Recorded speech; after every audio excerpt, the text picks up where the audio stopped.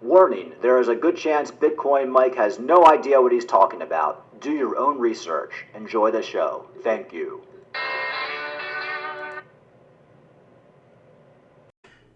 All right, guys. Crazy last 24 hours in crypto. Bitcoin shoots up to $30,000, down to 29,731 right now. This is, of course, all based off that Fidelity ETF funds. Every big bank now, every fund now, every organization, financial organization is now applying for a Bitcoin ETF. What does this mean? It means all that FUD we heard the last couple weeks, couple months about crypto, the SEC coming out, all the Jim Cramers of the world coming out, telling everybody to sell their crypto. It's over. It was all done by design. It was done to get you out of the market. And that's why I've been making videos telling you guys, don't listen to these people. Don't listen to them. They don't care about you. They don't care about your best interest. They're looking out for themselves. So with this Bitcoin pump, we've also seen some major altcoins pump. Altcoins that specifically that are going to be not labeled securities and are going to be in these Fidelity Charles Schwab funds. The Fidelity fund that's coming out. Also possible ETFs on some of these coins like Bitcoin Cash, Ethereum, Litecoin, which we've been talking about here. Litecoin, one of the biggest gainers over the last couple days, when essentially pumped $10 from $74 all the way up to $87. And I do think Litecoin is going to be one of the top performers because we have a new narrative now. The new narrative is the old money is coming into crypto, the old financial money, the financial money that's into these, Charles Schwab, Fidelity, into these big funds that aren't used to doing crypto. They're all getting into crypto right now. And they're going to be buying coins that are not securities, and they're going to be buying coins that have been around for a long time, and they know that they're not scams. They know they're not pump and dumpers. That's why I think this bull run coming up, Litecoin may make some of the biggest gains it's ever done. Last bull run for Litecoin was okay. It did like a 10, 12x, something like that if you bought at the bottom. Not too bad. But it didn't do what Cardano did with the 30 or 40x gains, or Theta with the 40 or 50x gains. But I think this time with this new narrative, Litecoin may be able to do a 15, 20x because the big money is buying. And you're starting to see right now that even big YouTubers who don't even mention Litecoin, and this is what I've been telling you guys, the big YouTubers now are all talking about Litecoin. Even Ivan on Tech, he doesn't even like Litecoin. And he's basically saying, I'm buying Litecoin. All the big money's going to be buying Litecoin. So let's listen. This is very interesting that this is why, I like to take a little bit credit here because I've been like one step ahead of a lot of these big YouTubers talking about Litecoin. And now every YouTuber, even Crypto Banter, is talking about buying Bitcoin Cash and Litecoin. Folks, these are the coins all the big money is going to be buying this bull cycle. Let's see what Ivan has to say. When you look at the bull market, Litecoin normally does something crazy in every bull market. Let me just pull up a chart here. And especially if they can get the hype with this ETF. I mean, obviously ETH is going to be first. But Litecoin, it is an interesting case where it doesn't make sense, but it refuses to die as well, mainly due to institutions. Look here. We did see the pump, obviously, in 2018, 2017 here. Then the bear market came. But actually, Litecoin pumped back, and it did reach basically the old all-time high. It would be better to be in Bitcoin, but from a rewards perspective, here it did basically a 10x. Litecoin basically did a 10x, like 7x, or what was it? Like it went to 300 something from 47. So not really a 10x, but close. So a lot, in my mind, is due to the fact that when institutions, or as we can call them, boomers, so to speak, when boomers look at crypto, they still consider Litecoin. I don't know if that's going to continue, but from the way it looks, it is the fact that Litecoin is the third biggest. It's the third biggest when it comes to all of this coins. Or actually, Ethereum Classic is bigger. I mean, that's another mystery. Why this one is bigger. So here is actually 190. So right now, Ivan's basically talking about all the big funds that are looking to hold coins like Bitcoin Cash, Litecoin, Ethereum, and all the funds that might be getting into it. So right now it's mainly Grayscale that holds a lot of these Litecoin funds and Ethereum funds. But now you have Fidelity, Charles Schwab is going to be coming into it, and now you have dozens of other big companies trying to get into the game as well. So this is what I've been saying, guys. The one thing I try to do in crypto is not chase the shiny object. I've done that. I've made some money chasing shiny objects, shitty altcoins. But in the end, if you hold them, you end up losing. And I'm getting older now. I like to just buy a coin I can hold, and buy in the bear market, sell in the bull. Now, I couldn't predict all these funds were going to come into Litecoin. I was just kind of thinking, hey, look, with the whole security crap out there, at least Litecoin won't be a security and people will flood into it. Now, on top of that, you have all the funds coming into Litecoin. So this is like a dream come true, okay? If you hold Litecoin, Ethereum, Bitcoin Cash, any of these, I guess you can call them legacy coins that have been around for a long time. This is like, oh my God, I just woke up and now I'm in heaven. This is what's going on. So while we're still in a bear market, and price for Litecoin isn't great. You know, Litecoin was at $100 just a month ago. But I do think Litecoin is going to outperform a lot of these stinky, pinky coins that are just pump and dumpers.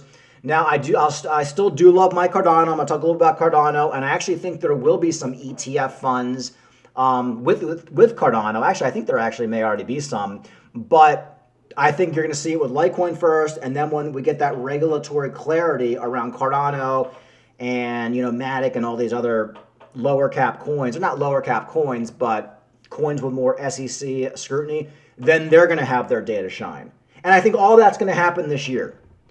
So I'm not disparaging any other coins like Cardano. I still love Cardano. I still hold on my Cardano. I think Cardano is going to do just fine. But the short term, I think Litecoin, even coins like Bitcoin Cash, might actually outperform.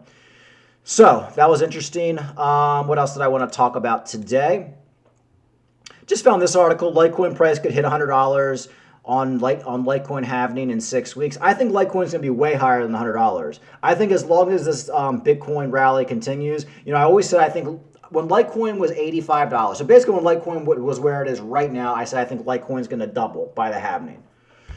Am I still optimistic that could happen? Yeah, I think we could see $150, $160 Litecoin. So that's basically a double. Maybe even more. I could be wrong. Maybe we only get up to $100. Maybe we only get up to $120. I'm shooting for a doubling, especially with this new ETF news, Fidelity, Charles Schwab coming in to Litecoin. I just don't see any negatives in holding Litecoin right now. Like, I know a lot of people don't like Litecoin and Bitcoin Cash and all this, because I actually don't like Bitcoin Cash. I'm not buying any Bitcoin Cash, but can you really deny it now? Like, if you were somebody who doesn't like Litecoin, with all the news, all the funds coming in, like, hello, it's like sometimes in crypto, you got to pull your head out of your ass. You know, I don't like Bitcoin Cash, but I would, if I couldn't buy Litecoin, if somebody said to me, oh, you're banned from buying Litecoin, you can't buy it, I'd buy Bitcoin Cash. Because all the funds are going to be in it. You're going to see retirement funds in Litecoin. I mean, it's going to be absolutely insane. It's all starting right now. Plus, I mean, this time next year, the market cap for crypto is probably going to be quadruple where it is right now with all these funds trying to get in. So that's Litecoin news. Again, still love my Cardano. Want to talk about Cardano just briefly. Cardano adds over 2,400 new wallets a day in June. Adoption is growing. It doesn't matter that the SEC doesn't like some of these coins. And I also want to talk a little bit about that with the SEC. The SEC, well, I wouldn't say the SEC, but the government is changing their tune. If you've noticed, Powell came out a couple of days ago, and he's taking more of an open-minded approach to crypto, and this is because we have elections coming up. The Democrats know there's a lot of liberal Democrats who are in crypto, and if the liberal Democrat government comes out against crypto, they're going to lose a lot of voters. So whatever the SEC is doing, I think you're going to see the whip cracked on the SEC. And it's going to be like, oh, hold up, Gary Gensler, hold up. You're going way, way too far. And you're already starting to see the narrative change. Isn't it amazing in crypto how quickly the narrative changes, where this time a week ago, everything was over? Gary Gensler is ruining everything. Jim Cramer's telling you it's all over. Get out of your crypto. Data Dash has been making his negative Bitcoin's going to $13,000 videos for the last 6 months. Gareth Soloway telling everybody $10,000 Bitcoin's coming, and I've been telling you guys, ignore them, ignore them. They're bullshit. Especially a guy like Gareth Soloway, who I like, but he's only been in crypto for the last 2 years. He doesn't understand the cycles. He doesn't. It's not worth trading this crap. Unless you want to trade like Pepe or something like that. I lost my train of thought. What was I saying? Anyway. There's a lot of good stuff coming for crypto. There's a change in the narrative right now is what I'm talking about. And I think definitely with these elections coming up that you're going to see, I think the floodgates are going to be opening up for crypto. And I think even these judges involved with these SEC lawsuits, I think the judges, you can already see that, they're sympathetic to these crypto companies. You know, the judge for the Binance case, SEC wanted to shut down Binance.us, and the judge is like, no. No, you work it out with them. This is crazy. So the politicians can see it, the judges can see it, the smart money can see it. SEC it's like a joke at this point. It's like Mickey Mouse, like Rent-A-Cop. That's what they are at this point. Nobody cares and nobody takes them seriously. You know, it's like when the mall security guard's telling you to, like, you know, stop running. You know, when you're a kid in the mall and you're just like, whatever. You know, it's like that's what it is. So nobody respects them. And they have no respect because of Gary Gensler.